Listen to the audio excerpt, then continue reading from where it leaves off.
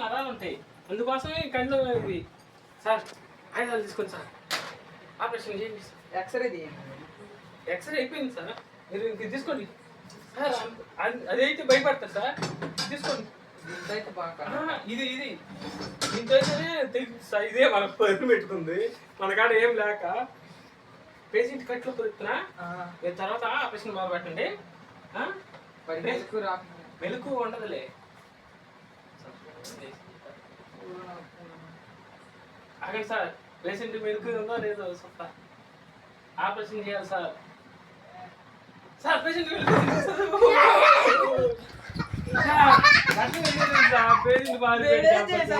Compounder నువ్వే మళ్ళీ బతిలాడు దాపు.